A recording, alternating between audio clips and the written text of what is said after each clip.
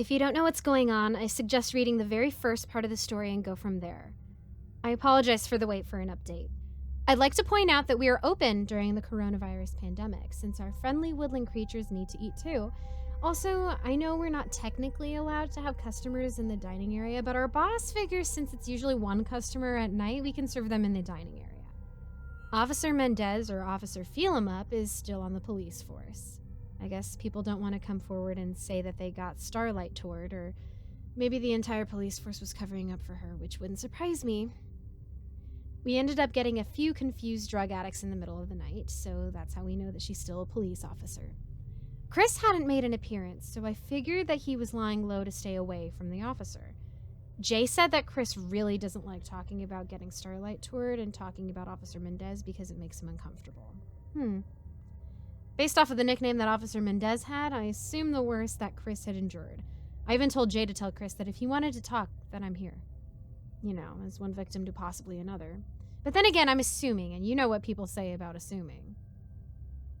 And I also haven't seen any skeletons walking around, which is kind of a bummer because I really wanted to see them. Anyway, on with the story. I woke up in the storage room of the diner. I couldn't really remember how I got there. I wasn't the only one in the storage room because Jay, Loretta, and Doug were waking up too. So Loretta was like, "What happened?" all confused. And I was like, "I don't know." My hair was messy and I tried to fix it, but I couldn't because apparently my wrists were bound by zip ties, including my ankles. I wasn't the only one bound either.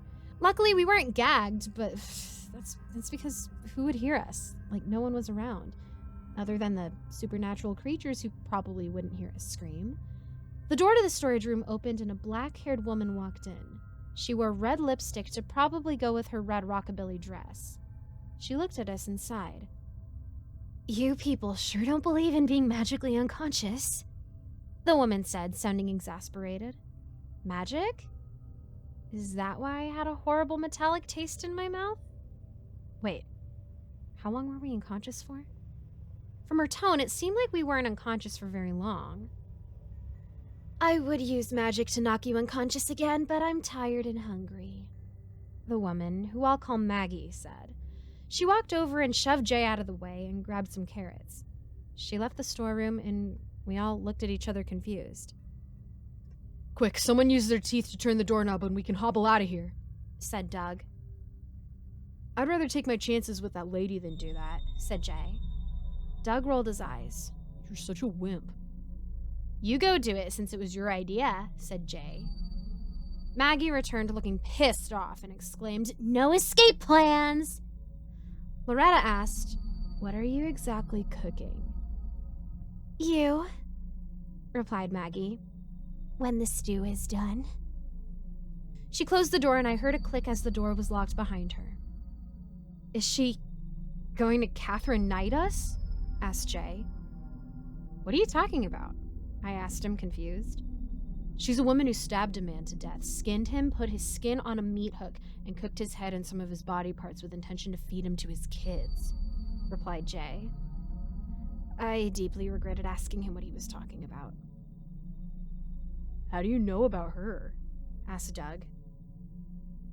"Apparently 3 years ago, Chris got into true crime, and that case really stuck with him because it reminded him of his ex-girlfriend," said Jay. "His ex-girlfriend brutally killed a dude?" asked Loretta, confused and slightly horrified. "No, that was a poor choice of words.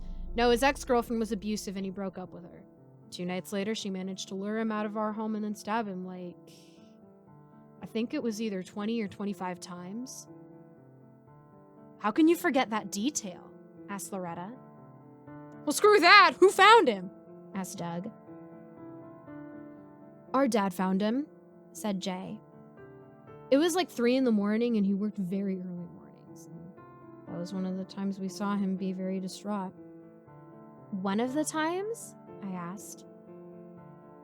"He was very deep into alcoholism at the time," Jay said. "What is that awful noise?" I was confused until I heard it. It sounded like someone was singing. "Is she singing?" asked Doug, confused. Loretta made a disgusted face. "She is." What in the world is she singing? I had to move so I can press my ear against the door.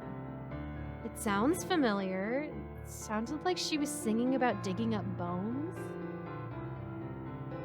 Sounds like something a slasher villain will sing to his victims, said Doug. or something that a slasher villain will sing as he robs a grave.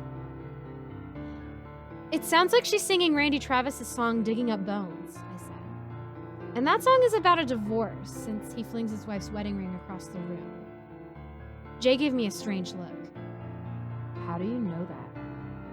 One of my aunts is a big Randy Travis fan, and she always blasts his music whenever I stay the night at her house. It's country music. That explains why I never heard of it, said Jay. Or me, said Loretta. The door to the storeroom opened and Maggie returned. All right, let's see. Who's first? I don't want to be eaten, said Doug. I have a son, you know. Why do people always say that? Maggie asked, amused. It's true, said Loretta. I'm not going to kill you yet, said Maggie. I just want to look at your souls. Wait, what? I asked. Your souls? Replied Maggie. I want to look at your souls and see which one is the least fractured. Least fractured? Asked Doug.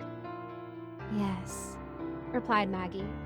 Traumatized people's meat doesn't taste as fresh or as good as people who weren't traumatized. Oh, we're highly broken people, said Jay. Loretta, Doug, and I nodded in agreement.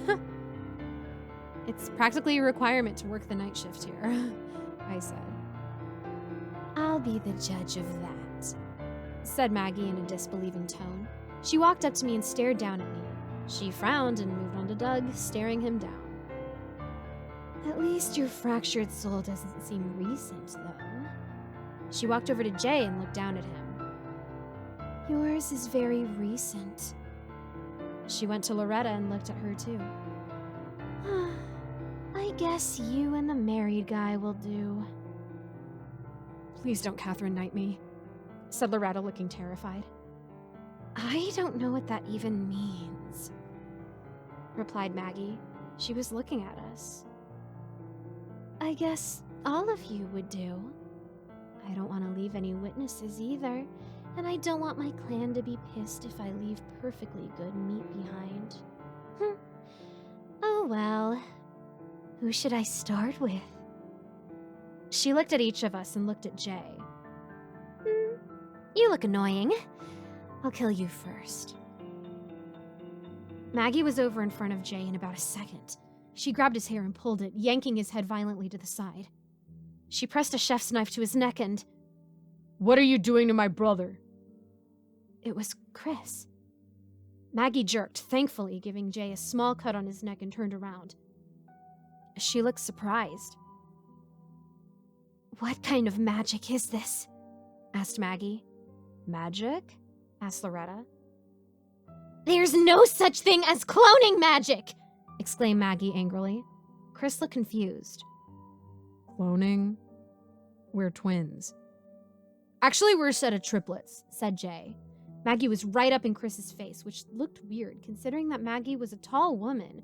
She was at least 2 inches taller than Chris, who I think was 5'8". Chris stepped back, but Maggie stepped forward again, staring Chris down. Maggie stepped backwards, looking terrified. Who are you? What are you? Asked Maggie.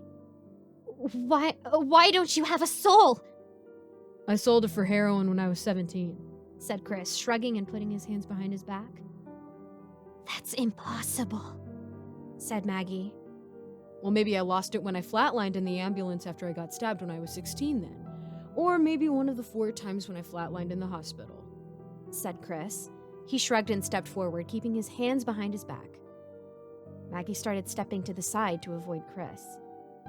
What are you? Asked Maggie. He's human, if that's what you're asking, I said.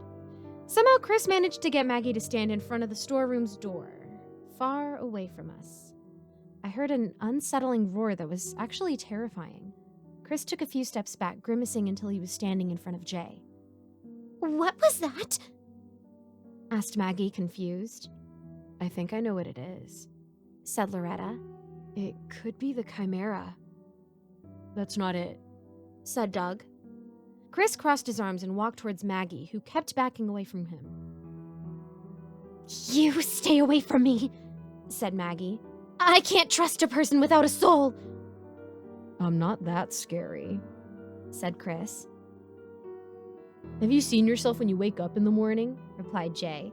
Chris stepped forward a little, making Maggie run out of the storeroom. It was, admittedly, a bit anticlimactic, but hey, it got rid of her. And Chris followed after her. "Hey! Get back here and free us!" Doug shouted. "He gave me a pocket knife," said Jay, cutting through the zip tie binding his wrists. "Oh, I'm going to hug Chris the next time I see him," said Loretta. "He's not gonna like that," said Jay, cutting his feet free. "Then you hug him for me," said Loretta. "He hates being hugged, even though he sometimes hugs people. He says hugs are evil," said Jay, going over to Doug to cut him free. Then he came over to cut me and Loretta free. Chris came back looking confused. "Your pet Bigfoot just chased that murderous woman into the woods. He also looked pissed off and hungry." "You mean our friend Sasquatch?" asked Jay. "Same creature, different name," said Chris, shrugging. "Same thing with the Yeti, which is basically frozen Bigfoot." We started heading into the dining area. "You want a milkshake or something?" asked Loretta. "Sure," said Chris. "Chocolate sounds nice." Jay went to the kitchen. "And make sure it doesn't have whipped cream on it." "Got it," replied Jay as he went into the kitchen. "What's wrong with whipped cream?" asked Doug, confused. "Whoever invented whipped cream invented the devil's cream," said Chris grumpily. It sounded like something fell in the kitchen. "Don't break my equipment!" yelled Doug before he went into the kitchen. "Are you okay, Jay?" asked Chris. "I'm fine," Jay called back. "Hey, how come you weren't afraid of the tick belong thing when you first came in here and when Jay was almost killed?" asked Loretta. "I was, but I figured that panicking wouldn't help," said Chris. "Also, I faced down death when I was 16, so I like to think that nothing scares me." "How'd that happen?" asked Loretta. "Like I said, I got stabbed 23 times and apparently flatlined 5 times. Once in the ambulance and 4 times in the hospital. I remember running from death and then begging him to let me live. But that's another story for another time." "Ooh, can you write that down and send it to Jay so he can send it to me?" I asked. "Including the part about how I ended up in the hospital?" asked Chris, confused. "If you want," I told him. "I'll think about it," said Chris. Jay returned with Chris's milkshake, whipped cream free. "Where's Doug?" asked Loretta. "He went to give Sasquatch his order of meat since he came back," said Jay. "It's so weird that you're friends with Bigfoot," said Chris, handing the cherry over to Jay. "Sasquatch," Jay corrected. "Whatever," said Chris. I noticed that Loretta was giving Chris this strange look that I couldn't figure out. Anyway, I'm not sure if he'll send his encounter with death to me or not because, like he said, that's another story for another time.